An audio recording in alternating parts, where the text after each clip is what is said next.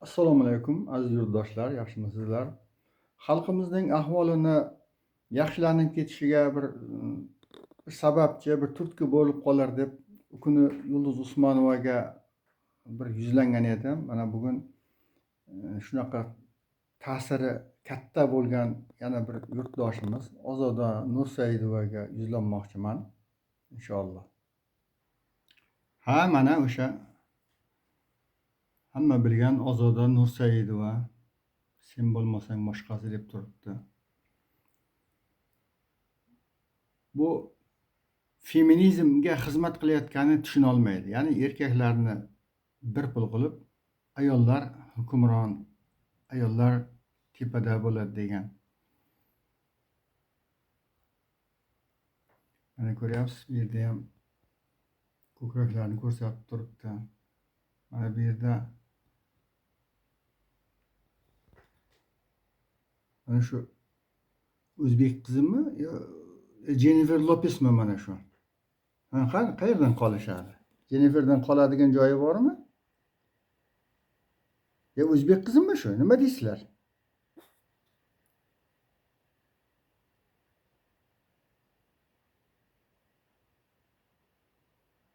Mana yoniga shotirlari keldi. Men ularni erkak demayman. Shularning xotini, bola chaqasi bo'lsa kerak.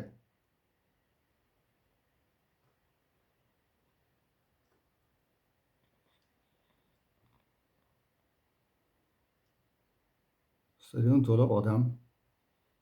Biz xalqimizga ham shunaqa tomoshabin kerak-da.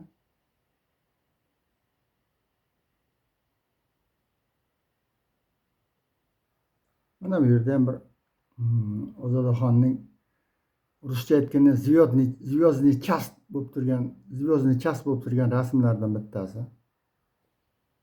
Mana Jennifer Lopesdan nimasi kam, nimasi ziyod. Mana ko'ryapsizmi? Yelkalar ochiq.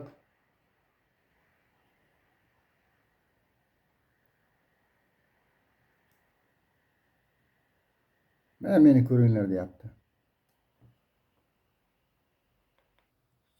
Ajabo mana bu rasmda ko'rib turibsiz, hijobga kirgan, hattoki niqoblar taqib olgan Ozoda Nursaidova. Ular artist-da. Bir qarasang bunaqa, bir qarasang bunaqa. Xo'p, men bu chiqishimda bir yurtdoshimizni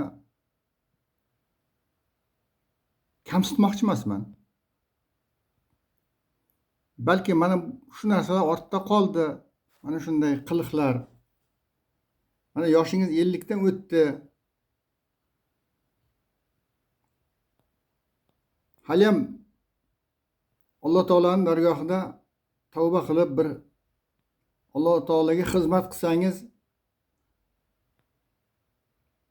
baxtingiz ochiladi degan bir yaxshi narsalar aytmoqchiman, xudo xolasa.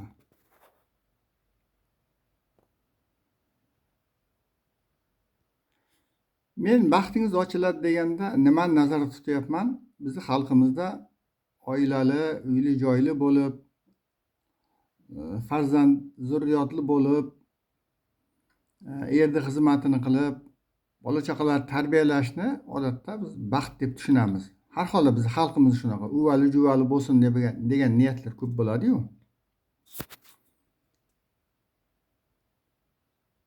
Shunday ma'noda aytyapman, hali baxtingiz to'kis bo'lishiga imkon bor. Agar Ozoda Nursaidova tilloga ko'milishni baxt deb o'ylagan bo'lsa, endi u tilloga ko'milib bo'ldi. Bu baxtli. Agar yo'q, xalqimizdagi tushuncha bo'yicha men baxtli bo'lishim kerak degan albatta bor niyati bo'ladi. Adashmasam onasi bir vaqtlar chiqish qilardi, qizimning baxti ochilmadi degan ma'noda. Otasi ham o'tib ketdi, u 1-2 yil ilgari. Hammamiz gunohkor bandamiz, to'g'ri. Endi yoshlikdagi butun kuch, qobiliyat, talantini mana shunday qilib yelkalaridagi tatuirovkani ham ko'rgan bo'lsangiz kerak mana.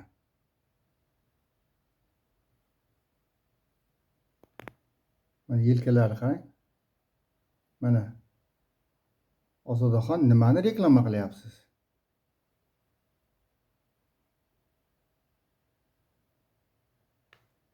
Mana yelkalar. Mana narigi ikkala yelkasida ham turibdi. Eng rasvolikning, eng shaytoniylikning belgilari mana shu-ku. Yarim yalang'och bo'lib sahnaga chiqib, butun yurtdoshlarimizni raqsga tushiryapti. Shaytoniy qiliqlar qilib. Xo'p, bo'ldi, shu bilan endi umr o'tib ketdimi? Yo'q, hali hayot oldinda. Chunki Qur'oni Karim Allohning so'zi, ilmiy faktlar turibdi. Ikkita faktni aytaman. Bittasi Ibrohim alayhissalomning kampiri Sora ona. Mayli, Qur'oni Karimda ismi keltirilmagan. Lekin farishtalar kelgan vaqtda biz senga farzand xabarini olib keldik, farzand ko'rasan desa, shunda bu gaplarni eshitib turgan Sora ona aytadiki, nimaga deydi, men bir kampir bo'lsam deydi. Demak, Ishoq alayhissalom mana shundan keyin dunyoga kelgan. Ya'ni aytmoqchi edimki, hali Ozodaxon hali kampir emas u. Hali hayotda intilishiga qarab Alloh taolo baxtini to'kis qilib qo'ysa ajab emas. Buning uchun albatta ko'p xizmat qilish kerak. Shunchalik shaytoniy ishlarni qilib, undan keyin tavba qilib, insonlarni endi yaxshilikka tarafga yetishga harakat qilishga sababchi bo'lishgan. Qur'oni Karimda ikkinchi fakt shuki, Zakariya alayhissalom Alloh taolodan duo qilib so'raganda nidaan xafiyan deb keladi. Alloh taolo ko'p nimalar keladi. Shunda farishtalar u kishiga ham farzand xabarini olib kelishadi. Yahyo alayhissalom. Shunda senga Yahyo degan o'g'il ato etamiz deb ism bilan tug'ilgan Yahyo alayhissalom. Senga shunday o'g'il ato etamiz degan xabar bo'lgandan keyin qanday qilib deydi. Men deydi xotinim bir ajuz bo'lsa, ya'ni kampir bo'lsa deydi, tug'mas bo'lsa, aqir deydi, Qur'oni Karimda keladi. Qanday qilib desa, keyin Alloh Robbing shuni xohladi, shunday bo'ladi deydi. Shunda ajablanib turgan Zakariya alayhissalom, buning biron belgisi bormi? Alomat berarmisanmi? desa, Alloh taolo bildiradiki, buning alomati shuki, sen 3 kecha kunduz gapira olmaysan deydi. Imo ishoradan boshqa narsa deydi. Demak, mana shu ikkita fakt turibdiki, Ozodaxon, siz 51 yoshda bo'lsangiz ham, Xudo xohlasa, Alloh baxtingizni to'kis qiladi. Inshaalloh o'zi xohlasa, buning uchun siz albatta tavba qilishingiz kerak. Mana bu shaytoniy qiliqlarga tavba qilishingiz kerak. Endi mana bu keyingi rasmda ko'rsatganimizdan, agar mana shu holga kirib, yuzingizni to'g'ri niqob qilib olmasangiz ham, hijobga kirib, xalqimizni, millionlar xalqimizni bir iboli, hayoli bo'lib ketishiga bir ta'sir ko'rsatishingiz imkoningiz bor har holda. Hozircha hayotsiz, kuch-quvvatingiz bor. Yo'q, agar baxtni u narsalar o'lchamaydi. Baxt pul bilan, mana men shuncha boyligim bor, men baxtliman deydigan bo'lsangiz, o'zingizga buyursin boyligingiz ham. Lekin xalqni shunchalik millionlab tomoshabinlarni izingizdan siz tomosha qilgan xalqni izingizdan ergashgan xotin-qizlarni Jennifer Lopesga o'xshagan sharmanda kiyimlar bilan, sharmanda qiliqlar bilan yo'ldan ozdirgan bo'lsangiz, endi buning uchun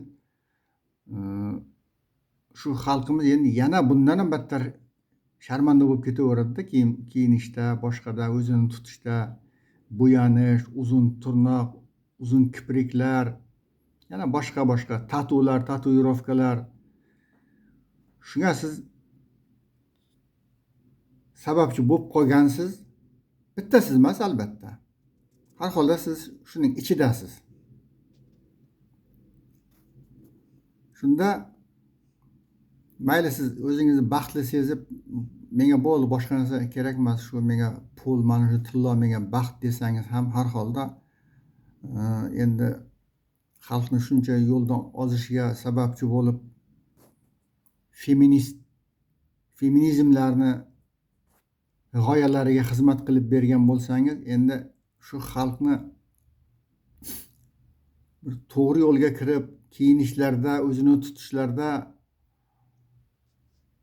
mana shu holatga uncha kelmasa ham bir odob, iffatli ekanligi, hayoli ekanligi shuni yuzdan bilinadigan, qalbidan ham avvalo sirtidan bo'lsa ham, keyin qalbidan ham chin yurakdan insonlar, qizlarimiz, opalarimiz, singillarimiz, bizdan keyin keladiganlar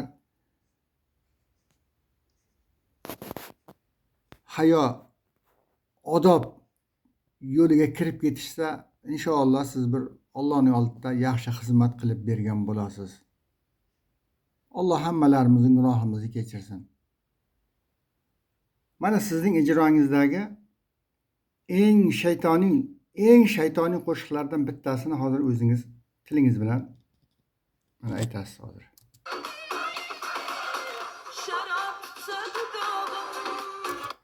Ko'ryapsizmi? Sharob tutsa dudog'im degansiz.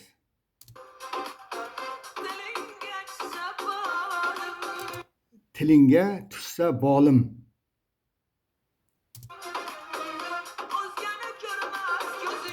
O'zgani ko'rmas ko'zing, tutib mening xumorim. Shuni degansiz. 30 yilga yaqinlashib qoldi bu qo'shiq paydo bo'lganiga. Chunki bu qiliqlaringiz, bu gaplar fahshga, zinoga xizmat qilyapti. Endi buni siz tushuna olasizmi, yo'qmi bilmadim-u. Shu xizmatni qilib qo'ydingiz. Xizmat degani qo'sh tirnoq ichida. Fahshga, zinoga xizmat qilib qo'ydingiz. Gapning indallosi, ya'ni Alloh huzurida aytiladigan bir dangal gap shuki, tavba qiling, o'zingizga foyda. Endi xalqimiz uchun xizmat qilib berishni xohlasangiz, oshkora chiqib, mana shu ishlarim noto'g'ri bo'lgan ekan, mana shu qiliqlarimiz noto'g'ri bo'lgan ekan, ey opalar, ey singillar, bu yo'ldan biz to'g'ri o'zimizning bobolarimiz, momolarimizning qilgan ishlarini qilishimiz kerak. Mayliga u boylik boshqa o'z yo'liga, lekin odob, hayo xalqimizning, ota-bobolarimiz, momolarimizning eng birinchi qadriyati bo'lgan. Shuni ushlamasak bo'lmaydi. Men avval sizlarga mana shu shaytoniy qiliqlarni qilib qo'ygan bo'lsam, men buning uchun Allohga tavba qildim. Men endi bunday holatga kirmayman degan bir fikrlaringizni aytishingiz kerak. Endi men tavba qildim, to'g'ri yo'lga kiraman. Sizlar ham bu noto'g'ri yo'lga sizlarni aldab qo'ygan bo'lsam, meni kechiringlar deb bir chiqish qilishingiz kerak shu ma'noda. Xalqimizda aytadi-ku, o'zing pishirgan osh o'zing yeysan deydi-ku. Shunday Chunki ertaga qiyomat kuni hamma sizga yopishadi. Mana shu Ozoda shunday qilgani uchun men shunday qilganman. Ozoda mana shunday yurgani uchun men shunday yurganman. Ozoda shunday raqsga tushgani uchun men tushganman. Mana shunaqa deb. Nima kerak o'sha narsalar? Kuchingiz borida, aqlingiz borida shu hayotingizni to'g'rilab olishga imkoningiz bor. Albatta xohlasangiz, qiyomat kuni uyalib qolishni xohlamasangiz, shu bugundan harakat qilishingiz kerak. Men bu gaplarni do'stlik uchun aytyapman, Alloh uchun aytyapman. Birovni uyaltirish ham, birovni obro'yi to'kish ham niyatim yo'q. Yana ko'plar kecha Yulduz opani nimasida berdi, sizni qidirib shuni topdilaringizmi, shu videolarni topdingizmi deydi. Yo'q, mening ishim birovni videosini qidirish emas, xalqimizga bir to'g'ri yo'lga odamlar kirib ketishiga xalqimiz hozir juda sharmandali holatda. Kiyinishlar, mana o'zini tutishlarini ko'rib turibsizlar. Hamma tomonda shu. To'ylar, konsertlar. Shunga bir odamlar to'g'ri yo'lga ketishib qolishiga, bir kirib olishiga bir xizmat qilmoqchiman inshaalloh.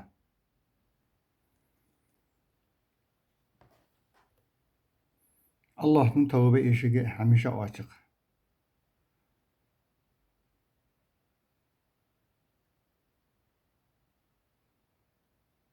Hamisha ochiq degani inson umrini oxirgi nafasigacha, oxirgi lahzasigacha har bir inson uchun konkret, har bir inson uchun ochiq.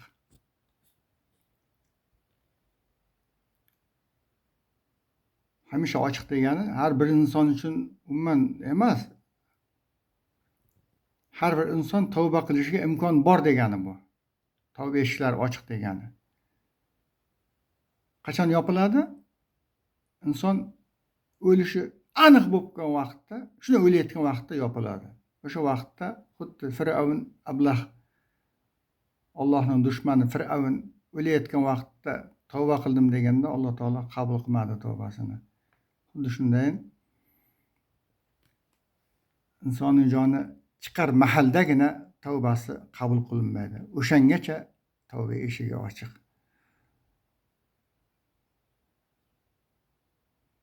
Ozodaxon, uyalmay qildingiz mana shu qiliqlarni. Alloh xalqimizni yaxshi yo'lga boshlasin, yaxshiliklar nasib etsin xalqimizga. E'tiboringiz uchun rahmat.